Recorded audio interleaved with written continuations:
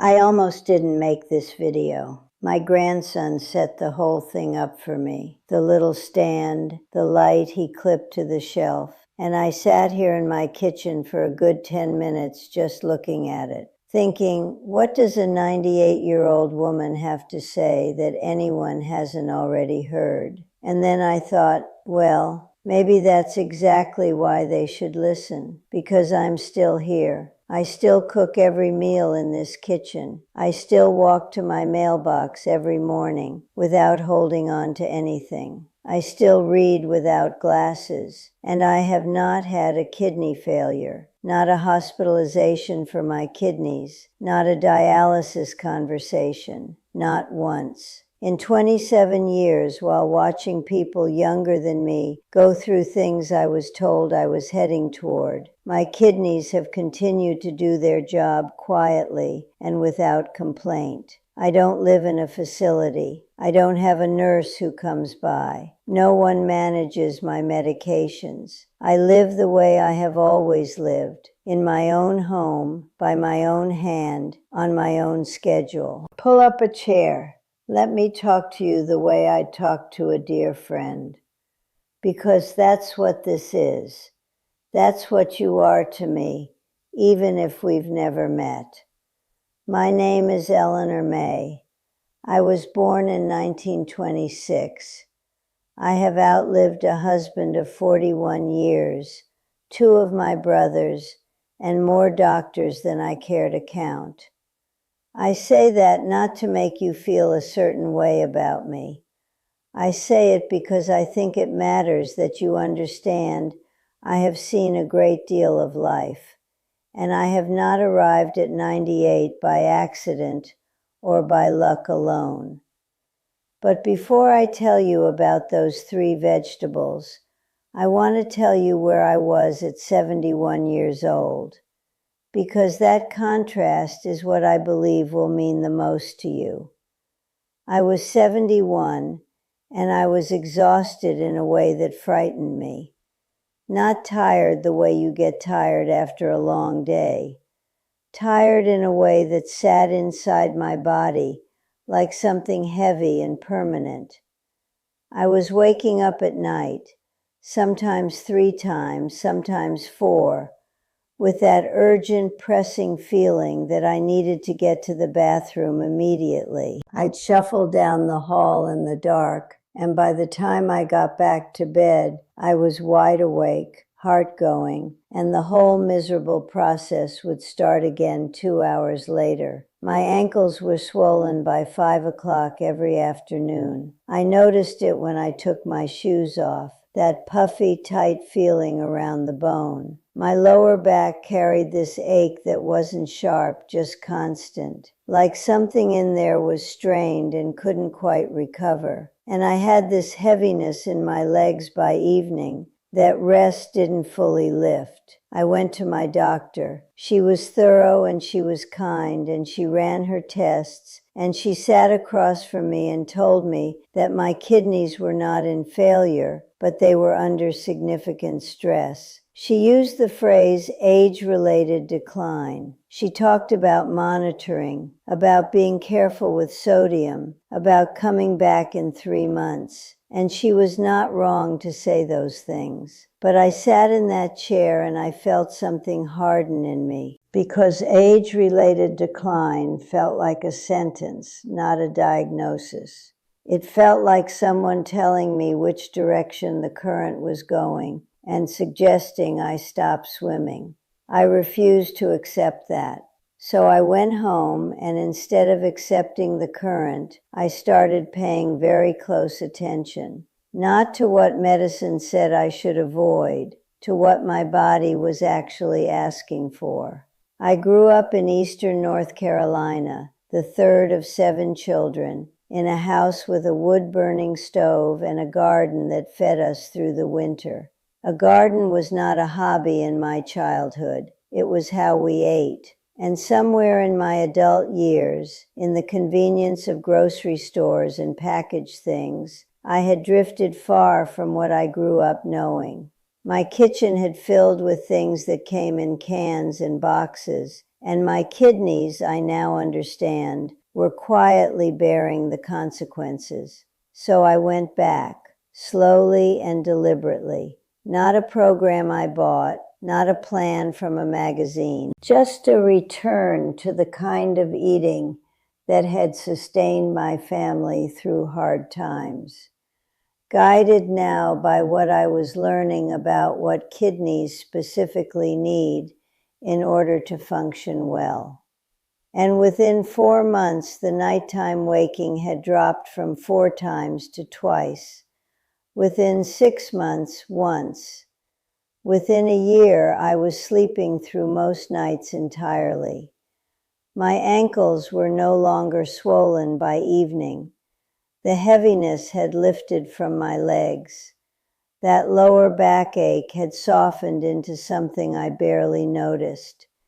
And I had energy in the mornings, not the desperate coffee-dependent alertness I had been running on, but real, quiet, grounded energy, the kind that lets you think clearly and move without bracing yourself. I am going to tell you exactly what I changed, because I believe you deserve to know.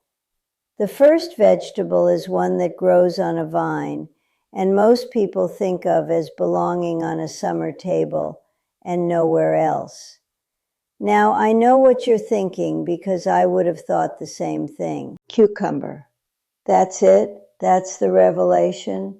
Let me tell you what I came to understand. Your kidney's primary job, the job that never pauses, not while you sleep, not while you grieve, not while you celebrate, is to filter your blood. Every few minutes, your entire blood supply passes through your kidneys to be cleaned. And for your kidneys to do that filtering work, they need water. Not the water you drink from a glass, though that matters too.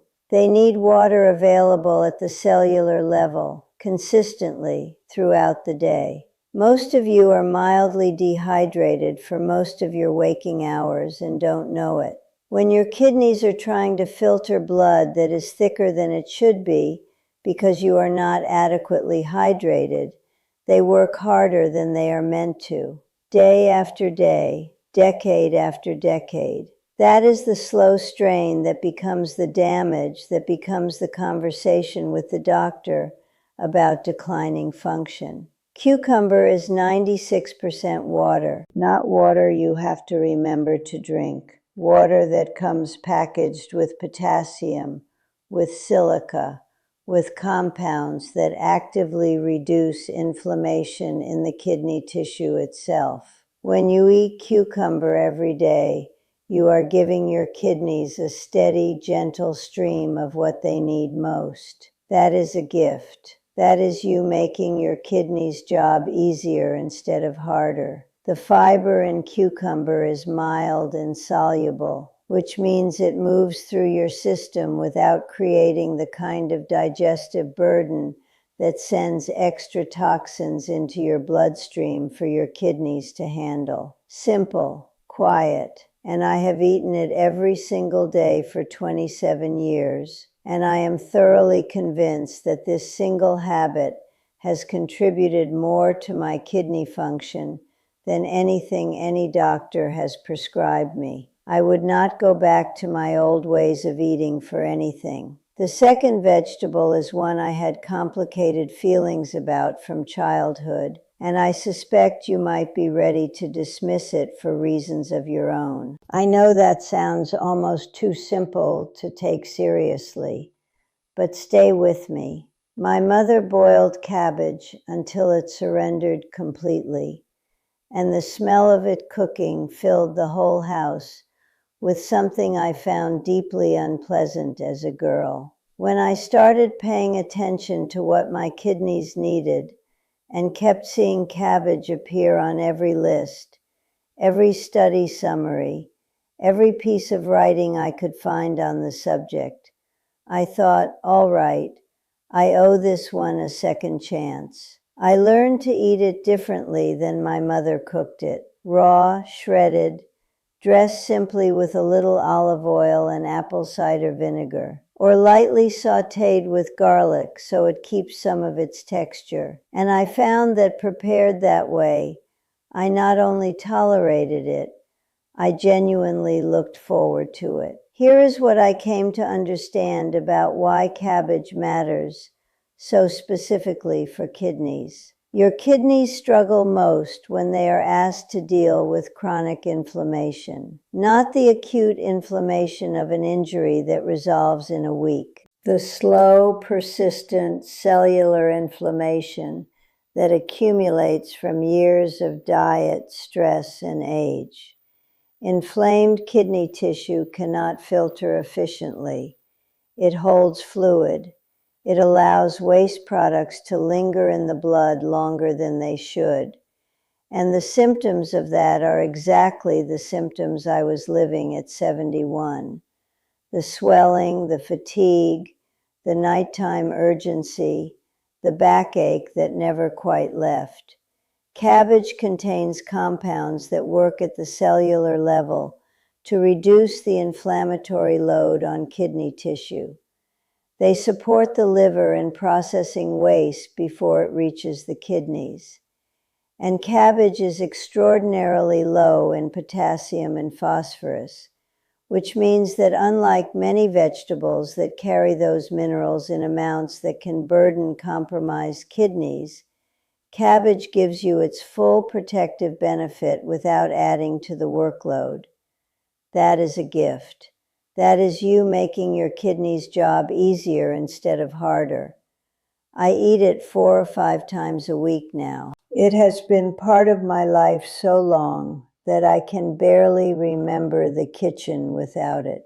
I would not go back to my old ways of eating for anything, not even to escape the memory of my mother's boiled version. The third vegetable is garlic, and I want to be clear about something first, because I have spoken to people who say they use garlic, and what they mean is they use garlic powder from a jar that has been sitting in a cabinet since a previous decade. That is not what I mean. And I know it sounds almost too ordinary to be worth saying. Garlic, something that has been in every kitchen since before any of us were born. But hear me out. I mean fresh garlic. A clove or two every single day for 27 years. Crushed or chopped and given a few minutes to sit before cooking, which is when its most important compound, allicin, is activated. I put it in almost everything. The cabbage, the cucumber dressing, soups, cooked grains, occasionally just crushed into a little olive oil and spread on bread. It has become so fundamental to how I cook that I notice its absence immediately. The reason garlic belongs on this list specifically is blood pressure. Kidney disease and high blood pressure exist in a relationship that runs in both directions. High blood pressure damages kidney tissue over time by putting excessive force against the delicate filtration structures inside the kidney. And damaged kidneys struggle to regulate blood pressure, which makes the blood pressure worse, which further damages the kidneys. It is a cycle that, once established, is very difficult to interrupt. What I was experiencing at 71, the fluid retention, the swelling, the strain, was partly this cycle beginning to turn. What I came to understand is that fresh garlic, when you crush it and let it sit, releases a compound that contributes consistently over time to keeping that pressure in a range your kidneys can work with. Not dramatically, not as a substitute for medication when medication is genuinely needed, but every day, quietly, as a steady contribution to a system that benefits from every gentle push in the right direction. Garlic also supports the liver, reduces the kind of slow oxidative wear on kidney tissue, and helps keep the urinary tract clear of the low-grade burden that can simmer unnoticed for months. That is a gift. That is you making your kidney's job easier instead of harder. Simple, inexpensive. And I have had my blood pressure checked at every appointment for 27 years, and it has remained in a range that causes no concern. I would not go back to my old ways of eating for anything. Now I want to stop talking about food for a moment, because I think there is something else that belongs in this conversation. I have thought a great deal about why I am still here, why I am still functioning well at an age when many of my peers were gone before they reached 80. And I do not think it is only the cucumber and the cabbage and the garlic, though I believe those matter enormously. I believe in something larger than myself. I was raised in a faith tradition that taught me my body was not only mine to use, but mine to tend, and that tending it was a form of gratitude, not vanity. That belief has never left me. It is underneath every choice I have made about how I eat and how I live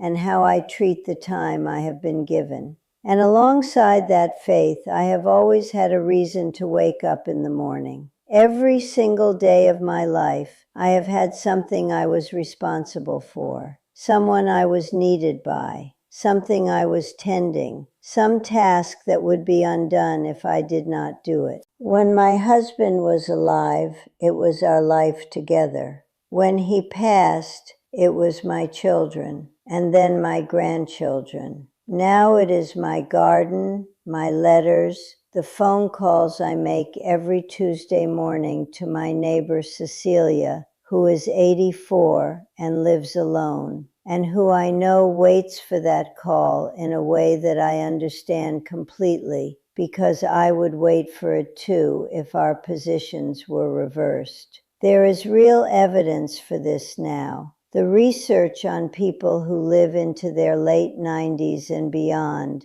consistently finds not just diet, not just physical movement, but a persistent sense of purpose and social connection among the strongest predictors of sustained health. The body in chronic loneliness produces stress hormones the way a body under physical threat does, and your kidneys, which are exquisitely sensitive to the hormonal environment they operate in, suffer for it in ways that no amount of cucumber can entirely compensate for. When you help someone, something shifts in your physiology, measurably. The stress response quiets. Inflammatory markers decrease. Your immune system receives a small, real biochemical boost, and your kidneys get a reprieve they cannot get any other way. I am not asking you to overhaul your life. I am asking you to think of one person who is waiting to hear from you, one person who would feel less alone if you called today, one errand you could run for a neighbor, one letter you could write, an actual letter, in your own handwriting, because there is something in a handwritten letter that an email simply cannot replicate. That act, that small, deliberate act of reaching toward another person, does something for your body that the research is still catching up with, but that I have known in my bones for a very long time. If you are watching this and you are waking up 3 times a night, if your ankles are thick by evening, if your back aches with that low, persistent soreness, if you are tired in a way that frightens you, I want you to hear this from someone who has been in that exact place. Your body wants to work with you. It is built to recover given the right conditions. And those conditions do not require anything extraordinary. They require consistency and patience and a return to the kinds of foods and the kinds of connections that your body was designed to thrive with. You are not too far along. You are not too old. I was 71 when I made these changes. I am 98 now, and I am still here, still cooking in this kitchen, still walking to my mailbox, still calling Cecilia on Tuesday mornings, still tending my little garden in the back, where the cucumbers grow along the fence every summer, in the same spot they have grown for more than 2 decades. Eat your cucumber, eat your cabbage, use your garlic fresh, drink your water, sleep well, and reach out to someone today.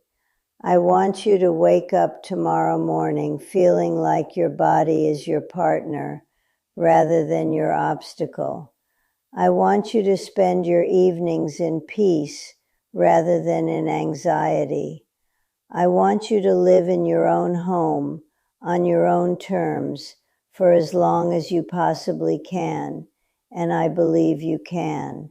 My name is Eleanor May. I was born in 1926, and I am still here, still learning, still cooking, still reaching out, still growing cucumbers along the back fence every summer. Take care of your kidneys, friends. If something in this conversation meant something to you, share it with someone who might need it. Leave a comment below and tell me your name and where you're watching from. I read every single one. And if you're willing, tell me one person you're going to call today, because that comment might be the thing that reminds someone else to make that call.